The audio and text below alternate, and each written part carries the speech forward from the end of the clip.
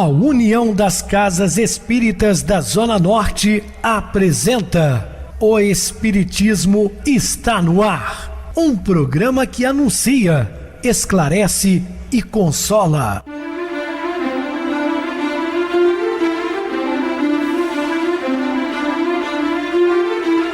Não se turve vosso coração.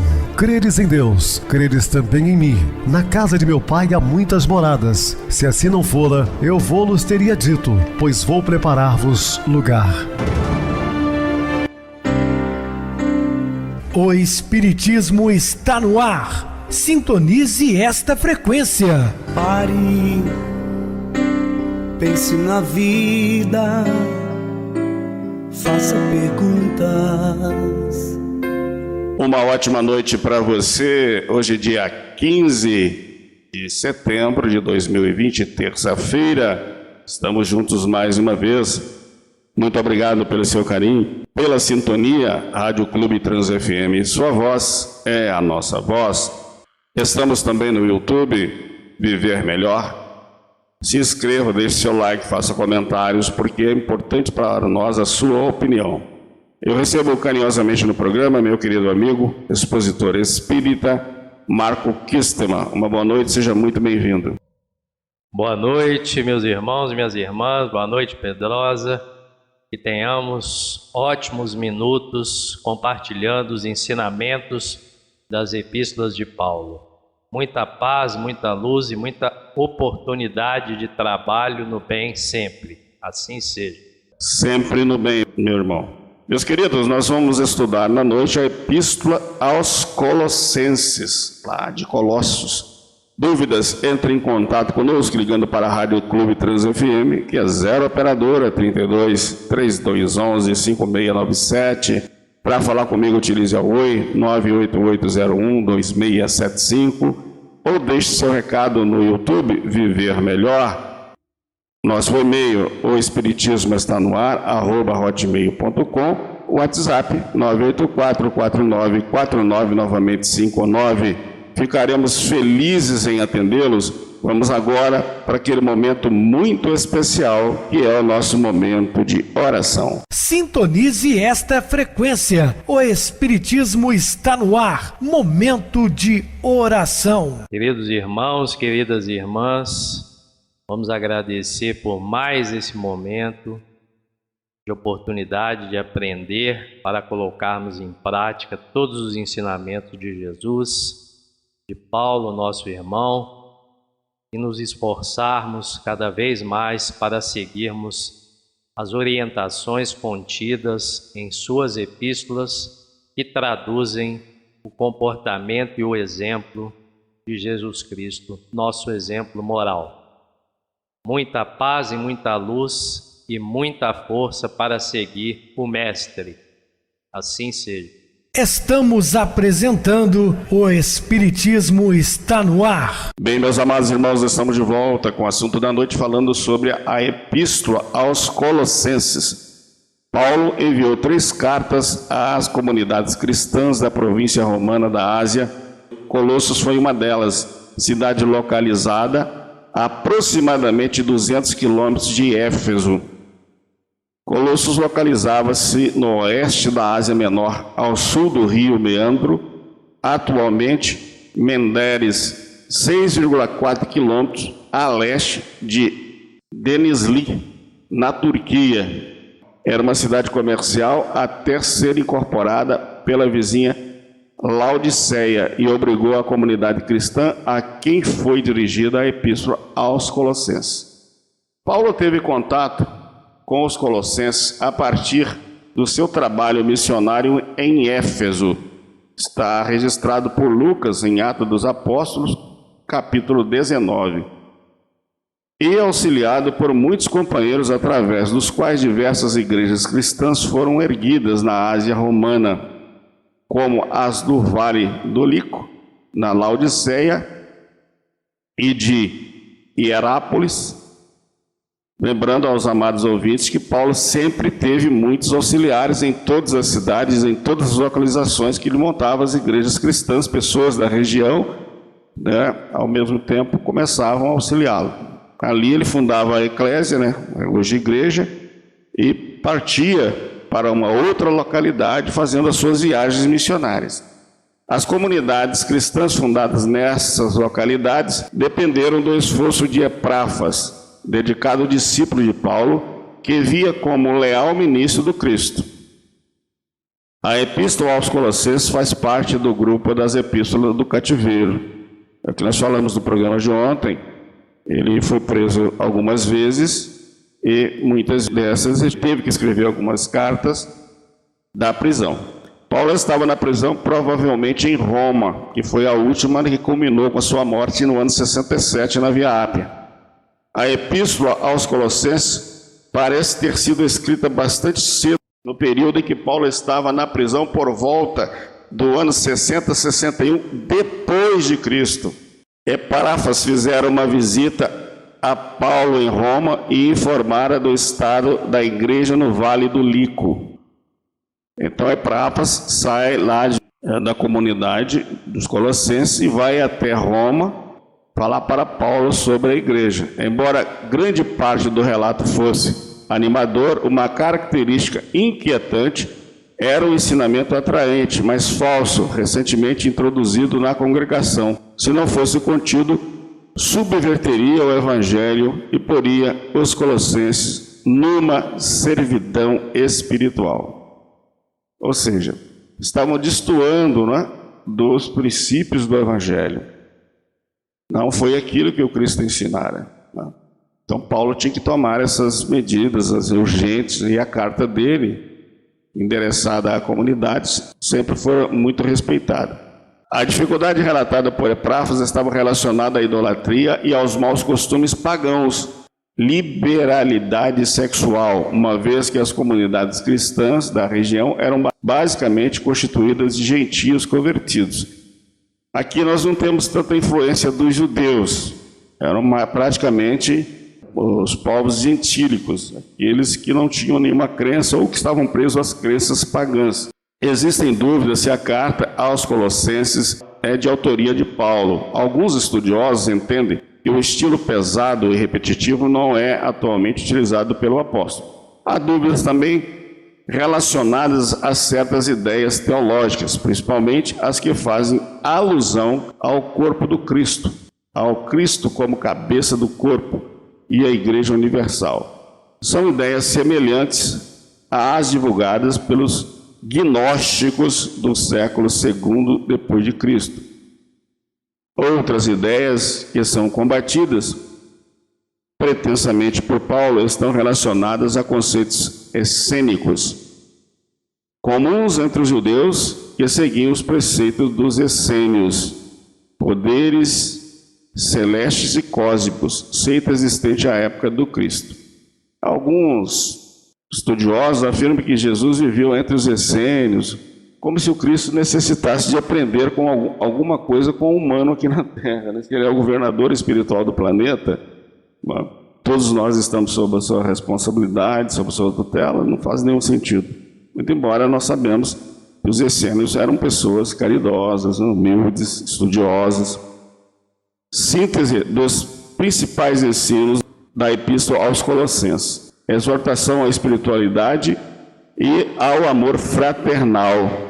Portanto, se já ressuscitaste com Cristo, buscai as coisas que são de cima, onde o Cristo está assentado à destra de Deus, ou à direita de Deus. Pensai nas coisas que são de cima, e não nas que são da terra. Mortificai, pois, os vossos membros que estão sobre a terra, a prostituição, a impureza, o apetite desordenado, a vil concupiscência e a avareza, o que é idolatria. Mas agora despojai-vos também de tudo, da ira, da cólera, da malícia, da maledicência, das palavras torpes da vossa boca. Não mentais uns aos outros, pois que já vos despistes do velho homem com seus feitos. Revesti-vos, pois, como eleitos de Deus, santos e amados, de entranhas de misericórdia, de benignidade, humildade, mansidão, longanimidade, suportando-vos uns aos outros e perdoando-vos uns aos outros. Se algum tiver queixa contra o outro, assim como Cristo vos perdoou, assim fazei vós também, não daquele credor infiel, mas se o Cristo lhe perdoa, perdoe o próximo. Assim que as coisas funcionam, não? E sobre tudo isto revesti-vos da caridade, que é o vínculo da perfeição. Mais uma vez lembrando que fora da caridade não há salvação. E a paz de Deus, para a qual também foste chamado, em um corpo, domine em vossos corações e sede agradecidos. A palavra de Cristo habite em vós abundantemente toda a sabedoria, ensinando-vos e admoestando-vos uns aos outros com salmos, hinos e cânticos espirituais, cantando ao Senhor com graça em vosso coração. E quando fizerdes por palavras ou por obras, fazei tudo em nome de Jesus Cristo, dando por ele graças a Deus. Então está em Colossenses 3, 1, 2, 5, de 8 a 9 e de 12 a 17. A carta dirigida à comunidade cristã de Colossos evidencia o amor fraternal, o espírito de cooperação que deve reger as relações interpessoais. É impossível qualquer ação de conjunto sem base na tolerância. Aprendamos com Cristo. A queixa desfigura a dignidade do trabalho, retardando-lhe a execução. Indispensável cultivar a renúncia aos pequenos desejos que nos são peculiares, a fim de conquistarmos a capacidade de sacrifício que nos estruturará a sublimação em mais altos níveis. Para que o trabalho nos eleve, precisamos elevá-lo. Para que a tarefa nos ajude, é imprescindível nos dispomos a ajudá-la. Recordemos que o supremo orientador das equipes de serviço cristão é sempre Jesus. Dentro delas, a nossa oportunidade de algo fazer constitui só por si valioso prêmio. Esqueçamos-nos, assim, de todo o mal, para construirmos todo o bem ao nosso alcance. E para que possamos agir nessas normas, é imperioso suportar-nos como irmãos, aprendendo com o Senhor, que nos tem tolerado infinitamente. Mais uma vez, eu chamo a atenção de quando ele disse, não sei se sou eu que vivo, ou se é o Cristo que vive em mim. Observe que a ligação dele com o mundo espiritual é muito grande, né? Ele passa isso aí para os irmãos, recebendo mediunicamente, né? Às vezes através do próprio Estevão, essas informações profundas e que ele escrevia às comunidades. Queridos irmãos, queridas irmãs, é grandioso crer nos ensinamentos das epístolas de Paulo. Grandes ensinamentos, bússolas morais a nos guiar nesse momento em nossa encarnação. Uma próxima epístola ou conjunto de epístolas se dirigiu aos Tessalonicenses.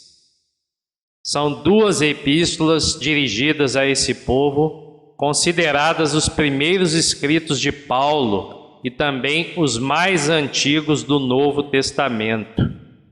Nessa cidade Tessalônica, uma cidade litorânea, capital da Macedônia, na Grécia, Paulo visitou juntamente com Silas e Timóteo durante a segunda viagem missionária do apóstolo, conforme narrado no Atos dos Apóstolos, capítulos 16 a 18.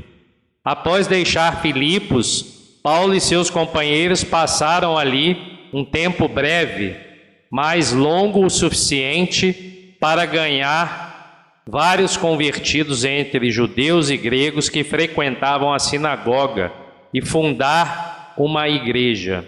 Segundo Lucas, a oposição forçou os missionários a partir precipitadamente. Isso era muito frequente nos ambientes que Paulo frequentava nas cidades, uma oposição, uma resistência muito grande à evangelização, às palavras que Paulo proferia. Eles seguiram para Acaia e trabalharam brevemente em Atenas e depois por um longo período em Corinto. Foi durante esse período que Timóteo fez a visita mencionada em 1 Tessalonicenses, na primeira carta aos Tessalonicenses, no capítulo 3, versículos 1 a 6, e que Paulo escreveu a primeira epístola, sem dúvida, de Corinto. As duas epístolas foram redigidas em linguagem simples, focalizando problemas surgidos na comunidade, ainda na infância da fé, abraços com costumes e ideias do paganismo circundante que ameaçavam penetrá-la. Revela o tipo de pregação usual na igreja primitiva, com sermões que se caracterizavam pela simplicidade e clareza, denominados prédiga. Percebe-se igualmente que Paulo se encontrava na primeira fase de compreensão do Evangelho. Note que até Paulo, após a sua conversão, precisou de um tempo para, aos poucos, ir se adaptando aos ensinamentos de Jesus e colocá-los em prática e narrá-los nas cartas. O enfoque principal da primeira epístola é a futura vinda do Cristo, chamada de parúsia. Há indicações de que os tessalonicenses não compreenderam o real sentido da ressurreição e a forma de como Cristo poderia retornar. Daí a razão das explicações contidas pelo apóstolo nessa carta. Não há dúvida de que Paulo foi o seu autor. A segunda epístola suscita problemas para os quais ainda não há respostas consensuais. Sua linguagem e conteúdo são suficientemente semelhantes aos de Tessalonicenses para indicar que, se autêntica, foi provavelmente escrita não muito tempo depois da primeira epístola. A pungência da linguagem de Paulo pode sugerir também que ele próprio estava sendo alvo de ataque particular de pessoas de fora da igreja. Na parte final desta epístola, encontramos indícios de que alguns membros da igreja estavam vivendo na ociosidade, às custas dos outros. Isso provocou forte censura de Paulo, que acreditava firmemente que os cristãos deviam trabalhar para o seu sustento. Temas da antiguidade que hoje ainda se constituem muito atuais, com muitos membros de várias religiões se perdendo na ociosidade, na grandeza material, enquanto muitos ainda perecem na pobreza e na miséria material. Mas isso não pode nos impedir do nosso avanço espiritual. Alguns ensinamentos importantes são sintetizados nessa epístola. O primeiro, uma exortação a uma vida simples e santificada, muito análoga a que Jesus vivenciou entre nós, com costumes dissolutos e práticas sexuais ultrajantes. Esse povo tinha incesto, por exemplo, e foram os maiores desafios enfrentados por Paulo junto aos povos gentílicos, um total descontrole moral que Paulo teve que enfrentar com práticas totalmente desnorteantes do espírito. Eles se convertiam ao cristianismo, mas tinham dificuldades em abrir mão das práticas às quais estavam acostumados. Isso ainda é muito frequente nos dias atuais. Resulta o apóstolo lhes falarem com veemência, e Paulo lhes diz: finalmente, irmãos, vos rogamos e exortamos no Senhor Jesus, que assim como recebestes de nós, de que maneira convém andar e agradar a Deus, assim andai, para que continueis a progredir cada vez mais, porque vós bem sabeis que mandamentos vos temos dado pelo Senhor Jesus.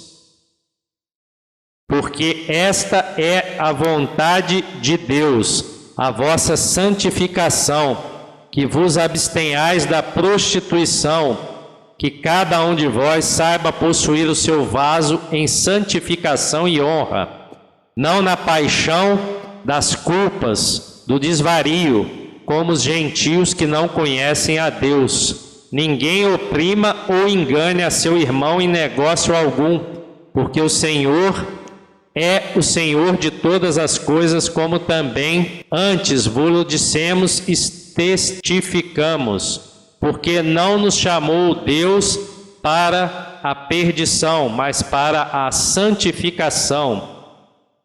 Um segundo ensinamento diz respeito à ressurreição do Cristo, em que percebe-se que os habitantes da Tessalônica acreditavam que as pessoas mortas permaneciam dormindo, inertes, nada sabendo sobre a ressurreição, nem sempre sobre a reencarnação. Ideias comuns que os demais gregos já tinham informações, ainda que breves e rudimentares.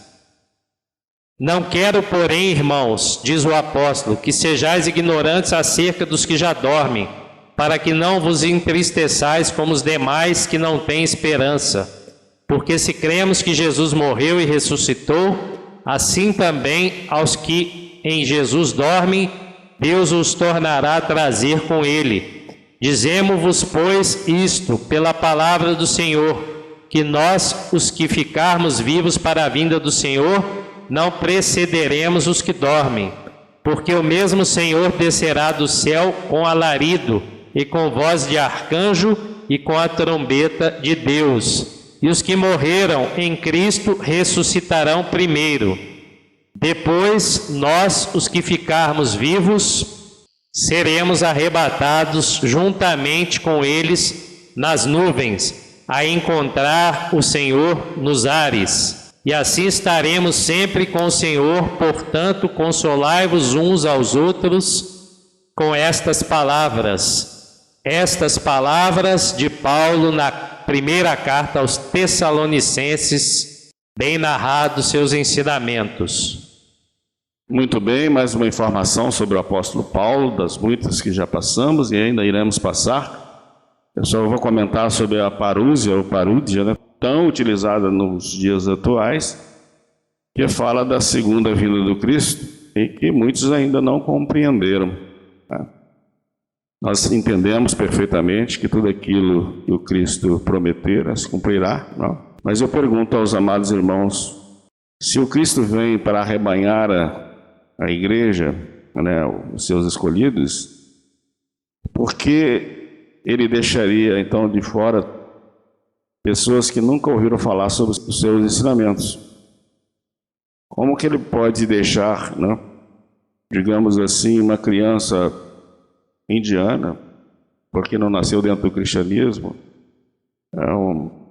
um ancião grego, porque também não segue o ensinamento do Cristo? Será que ele deixaria até mesmo os judeus, né, que muitos chamam de escolhidos, porque eles também não creem no Cristo, estão esperando até hoje a vinda do Messias? Somente 1/3 da população mundial segue os ensinamentos cristãos. Mais de 5 bilhões de pessoas ainda não conhecem o cristianismo. Será que o Cristo chegaria aqui hoje, levando uma meia dúzia de pessoas e relegando ao abandono todos os demais? Ele entraria em contradição, porque ele disse que nenhuma das ovelhas que o Pai me confiou se perderá. O cristianismo fará parte de todo o planeta, mas ainda está muito distante. Com 2.000 anos a gente só conseguiu 1/3, né? 2 bilhões e 100 milhões, então está muito distante, meus irmãos. Não se prenda a isso, né? Vamos ser racionais, compreender um pouco mais do que aquilo que o Paulo de Tarso queria nos informar. Inclusive, há uma passagem de uma das cartas que diziam que o Cristo voltaria antes deles terem partido fisicamente, ou seja, alguns anos após a sua crucificação. Então não faz sentido. Não se deixe levar por essas ideias que não faz nenhum sentido, de pessoas que utilizam o Evangelho para angariar dinheiro, né, para amedrontar, pregam uma opressão muito grande, e o medo faz com que você aceite determinadas ideias que não fazem sentido. Tá? Meus queridos, nós vamos agora para o nosso intervalo musical e a seguir a nossa oração final. À beira do desânimo.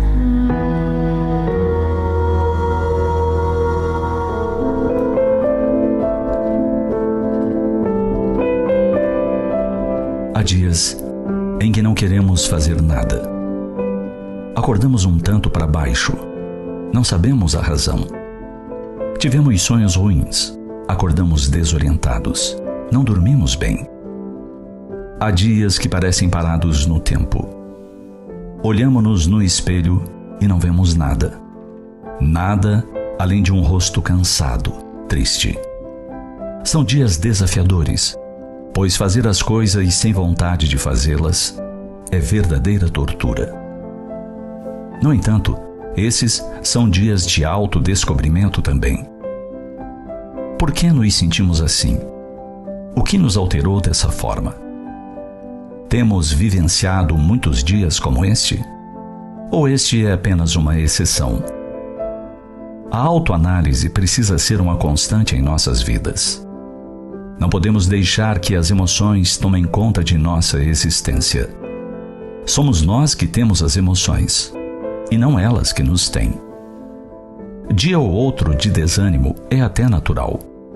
Estamos em plena batalha, e por vezes precisamos descansar.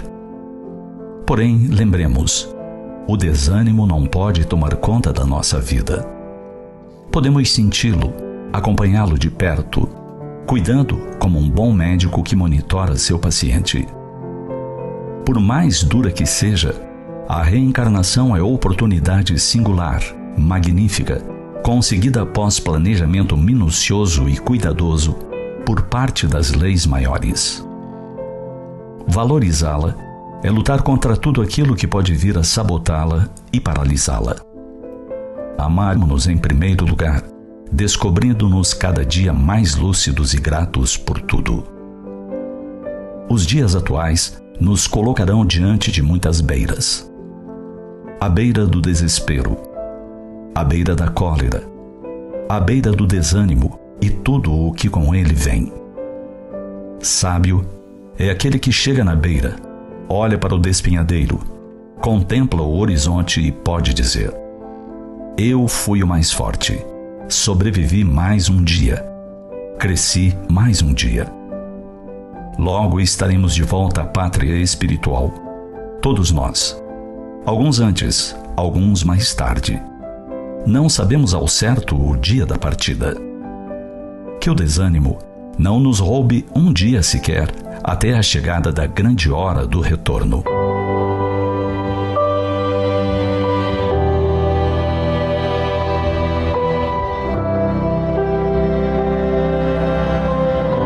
Quando nós observarmos a beira do desânimo, aceleremos o passo para frente, proibindo-nos parar. Oremos, pedindo a Deus mais luz para vencer as sombras. Façamos algo de bom, além do cansaço em que nos vejamos.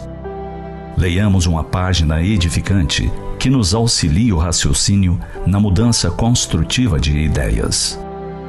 Tentemos contato de pessoas cuja conversação nos melhore o clima espiritual. Procuremos um ambiente no qual nos seja possível ouvir palavras e instruções que nos enobreçam os pensamentos. Prestemos um favor, especialmente aquele favor que estejamos adiando. Visitemos um enfermo, buscando reconforto naqueles que atravessam dificuldades maiores que as nossas. Atendamos às tarefas imediatas que esperam por nós e que nos impeçam qualquer demora nas nuvens do desalento. Guardemos a convicção de que todos estamos caminhando para adiante através de problemas e lutas na aquisição de experiência. Também de que a vida concorda com as pausas de refazimento das nossas forças, mas não se acomoda com a inércia em momento algum. Sintonize esta frequência. O Espiritismo está no ar. Momento de oração. Meus queridos e amados irmãos em Cristo, a verdade que liberta. A conquista da sabedoria é a razão de ser da existência humana na Terra. A primeira e a última de todas as nossas tarefas. Faze que o estímulo de consegui-la te alente sem cessar, porque nela está a verdadeira finalidade de tua existência. E lembrando uma célebre mensagem deixada pelo nosso querido irmão inconfidente, Tiradentes, ele disse assim: se todos quisessem, poderíamos fazer do nosso Brasil uma grande nação. Então, meus queridos irmãos, com esse pensamento de paz e equilíbrio, vamos vibrar positivamente para que o nosso país saia desse caos que momentaneamente estamos vivendo. Desejo a todos muita tranquilidade, harmonia e paz em cada lar, sintonizados conosco. Muita paz. Que Jesus nos abençoe. Meu querido irmão Marcos, suas despedidas. Meus irmãos e minhas irmãs, saudações, muita paz, que agradeçamos nesse momento enquanto encarnados todos esses ensinamentos. Agora é colocar em prática com Deus nosso Pai, Jesus nosso Mestre e com os amigos espirituais que estão sempre ao nosso redor. Uma boa noite, muita paz. Boa noite, Marco, muito obrigado por seu apoio aqui no programa. Boa noite também a todos os amados irmãos ouvintes da Zona Norte de Juiz de Fora, que nos acompanham pela rádio local 87,9, aos internautas do Brasil, dos Estados Unidos, da Europa, parte da Ásia, ou que também nos acompanhou pelo YouTube. Mas você que está ligado na Trans FM, permaneça ouvindo agora meu amigo Itamar Chagas. Somente músicas românticas, com início agora, término às 0 horas. Boa noite a todos e até amanhã, se Deus quiser.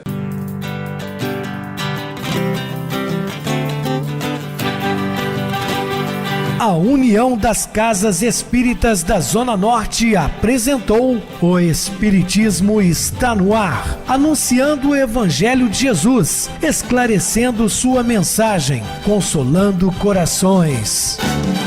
Olhe pro céu e descubra imagens de luz.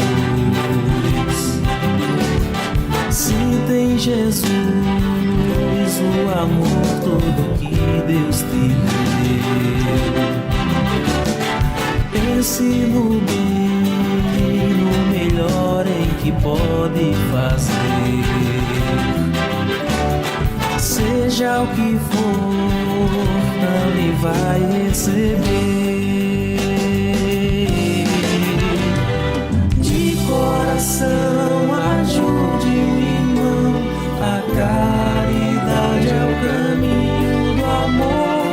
Faça ainda que possa sofrer, pois bênçãos de Deus há de ter.